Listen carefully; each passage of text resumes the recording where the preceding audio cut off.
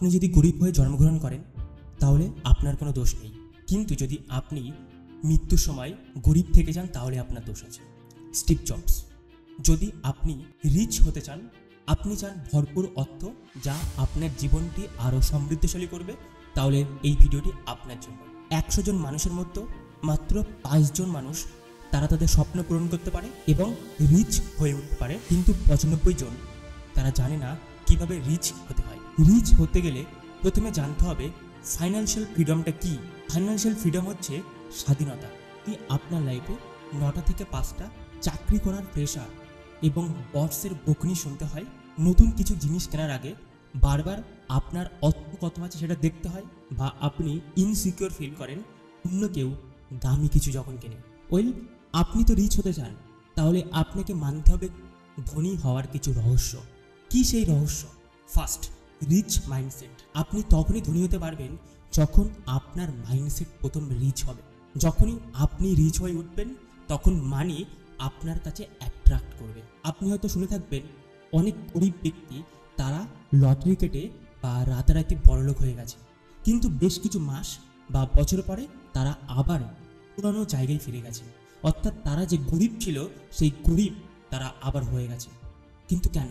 তার কারণ তারা তাদের মাইন্ডটাকে রিচ করতে পারেনি। কিন্তু আবার এটাও আপনি শুনে থাকবেন যারা রিচ তারা $1,000,000 লস করার পরেও আবার তারা রিচ হয়েছে, $millions ইনকাম করেছে।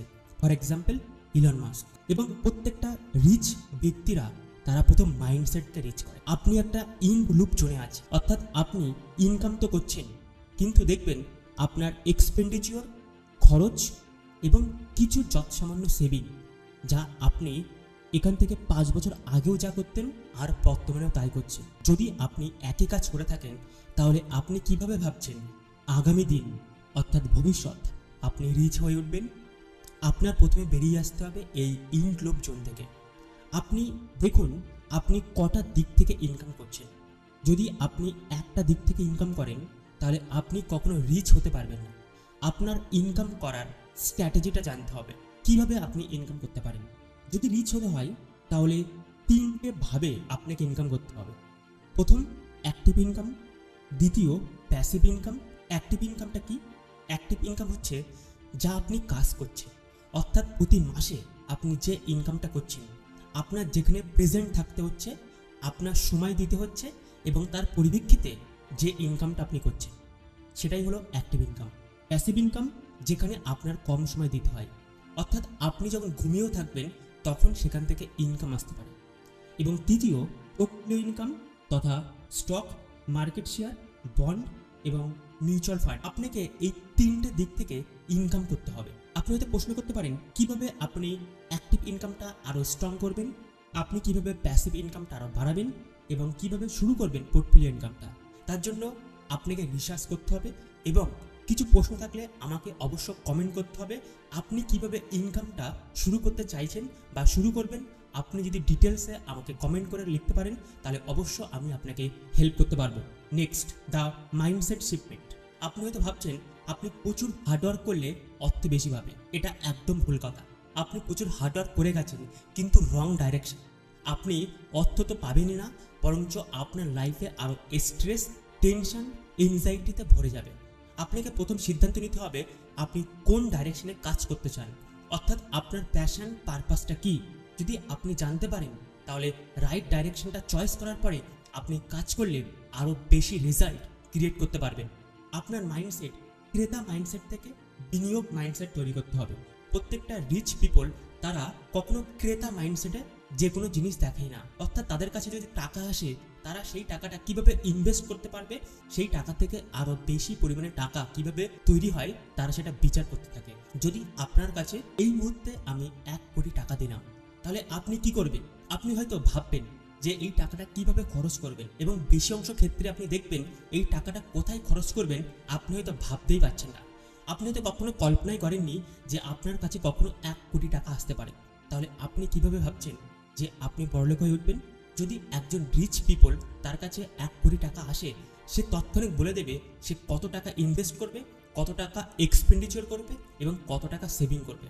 তো আপনাকে প্রথমে টাকাটাকে অ্যাট্রাক্ট করার জন্য আপনার শিখতে হবে law of attraction of money. আপনি আনকনসিয়াসলি বলছেন আপনি কখনো রিচ হতে পারবেন না। আপনি হয়তো অনেকবার বলেছেন যে আপনার দ্বারা এটি সম্ভব না।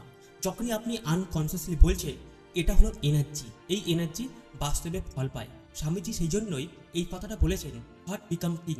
চিন্তাই মানুষদেরকে তৈরি করে।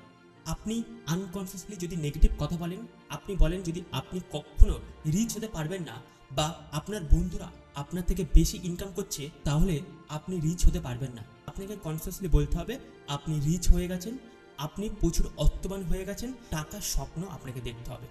যত আপনি এটা করতে পারবেন তত আপনার মধ্যে আইডিয়া আসবে। আইডিয়া কিন্তু টাকার থেকে মূল্যবান। যারা বর্তমানে ধনী ব্যক্তি, তাদের জীবনটা আপনি লক্ষ্য করলে দেখতে পাবেন তাদের মধ্যে একটা জিনিস আছে, সেটা হলো আইডিয়া। আইডিয়া তাদেরকে রিচ তৈরি করে। যদি আপনি আইডিয়া না তৈরি করতে পারেন, আইডিয়া না আসে, তাহলে আপনি কখনো রিচ হতে পারবেন না। যদি আপনি অন্যের হয়ে কাজ করেন, তাহলে হয়তো অন্যকে আপনি রিচ করছেন, কিন্তু নিজে যদি রিচ হতে চান, তাহলে আপনার নিজের আইডিয়া নিয়ে কাজ করতে হবে। আপনি কি পছন্দ করেন, আপনার প্যাশন, পারপাস, আপনার ইউনিক অ্যাবিলিটি কি, সেটাকে জানতে হবে। জানার পরে সেটাকে মানিতে কীভাবে কনভার্ট করতে হয়, সেটাও আপনাকে জানতে হবে। যারা রিচ হতে চায় তারা কখনো শর্ট টার্ম গোল দেখে না, তারা কখনো রাতারাতি বড়লোক হতে চায় না। তারা চায় আগামী 5 বছর বা 10 বছর, এমনকি 30 বছর পরে কিভাবে মিলিয়ন বা বিলিয়ন ডলার্স ইনকাম করতে হয়। অর্থাৎ তারা একদিন বা দুদিনের স্বপ্ন দেখে না, বছর পরে তাদের কি ফলাফল হতে পারে তারা সেটা দেখে। তো আপনাকে রিচ হতে গেলে আপনার এমন কোনো বিজনেস আইডিয়া নিয়ে চিন্তাভাবনা করতে হবে যে আইডিয়াটা আগামী দিনের ভবিষ্যৎ আছে। সবচেয়ে গুরুত্বপূর্ণ রিচ হওয়ার জন্য বিলিভ ইন ইউরসেলফ। আপনি যদি নিজের অ্যাবিলিটিকে বিশ্বাস না করেন, নিজের চিন্তাভাবনাকে বিশ্বাস না করেন, তাহলে কে করবে? যখনই আপনার নিজের প্রতি বিশ্বাস চলে আসবে, তখন প্রত্যেকটা আইডিয়া অপরচুনিটি তৈরি হবে, এবং এই অপরচুনিটি পরবর্তীকালে তৈরি হবে বড় বিজনেস। রবার্ট কিওসাকি, যিনি রিচ ড্যাড বা পুয়ার ড্যাড বই লিখেছিলেন, তার প্রধান কথা হচ্ছে রিচ হতে গেলে প্রথম আমাদের মনটাকে বিশ্বাস করতে হবে এবং আমাদের পুরনো অতীতটাকে ভুলতে হবে। যখনই আপনি পুরনো অতীতটাকে ভুলবেন, অর্থাৎ পুরনোভাবে চিন্তাভাবনাকে ভুলতে পারবেন, তখন আপনি আপনার নতুন আইডিয়া আসবে। এবং যারা রিচ আছে তাদের লাইফটাকে আপনাকে ফলো করতে হবে। আপনি কাকে ফলো করেন? আপনি 1 থেকে 10 ব্যক্তিদের নাম লিখবেন, আপনি দেখবেন এমন কোনো হয়তো ব্যক্তির আপনি নাম লিখছেন না, তারা রিচ। আপনি হয়তো নাম লিখছেন বিভিন্ন রকম বলিউড স্টার বা ক্রিকেট স্টার বা অন্য কোনো মানুষ। আপনাকে রিচ এমন কোনো ব্যক্তি তাদেরকে ফলো করতে হবে, তাদের লাইফ স্টাইলটাকে দেখতে হবে। যখনই আপনি তাদের লাইফ স্টাইলকে দেখবেন এবং দেখবেন তারা কোথা থেকে উঠে এসে রিচ হয়েছে, তখন আপনার মধ্যে এক মোটিভেশন তৈরি হবে। রিচ হতে গেলে কনসিস্টেন্সি থাকতে হবে, প্রতিনিয়ত আপনার কাজ করতে হবে। আপনি হয়তো ফেল করবেন, কিন্তু সেই ফেল থেকে উঠে গিয়ে আপনাকে পুনরায় কাজে নামতে হবে। আপনার বিশ্বাস রাখতে হবে নিজের প্রতি। হয়তো আপনার আশপাশের প্রচুর মানুষ বলবে যে এটা কখনো কি সম্ভব, কিন্তু যারা রিচ হয়েছে তাদের কথা আপনি শুনলে বুঝতে পারবেন যে বিপক্ষে মানুষ অনেক থাকবে, কিন্তু পক্ষ হচ্ছে নিজে। অর্থাৎ নিজে যদি পক্ষ থাকতে পারেন, তাহলে অবশ্য আপনি স্মার্ট ওয়ার্ক করে রিচ হয়ে উঠতে পারেন। যদি আপনি চান এর পরবর্তী পার্ট আসার জন্য, যেখানে আমি আলোচনা করব কিভাবে প্ল্যানিং স্ট্র্যাটেজি তৈরি করতে হবে রিচ হয়ে ওঠার জন্য, যে কোনো পরিবেশ বা পরিস্থিতি থেকে যে কোনো বয়স রিচ তৈরি করতে পারে। তো যদি আপনি চান পরবর্তী ভিডিওটি আপনার প্রয়োজন আছে, তাহলে আপনি কমেন্ট সেকশনে লিখতে পারেন, এবং এই ভিডিওটি কেমন লেগেছে সেটি আপনি জানাতে পারেন কমেন্ট সেকশনে। আপনি যদি নতুন হয়ে থাকেন তাহলে অবশ্য সাপোর্ট করুন, সাবস্ক্রাইব করে দিন এবং বেল আইকনটি প্রেস করে দিন। আপনি এই ভিডিওটি আপনার ফ্রেন্ড বা ফ্যামিলি মেম্বারের কাছে শেয়ার করতে পারেন। So thank you so much everyone, and God bless you all. Thank you.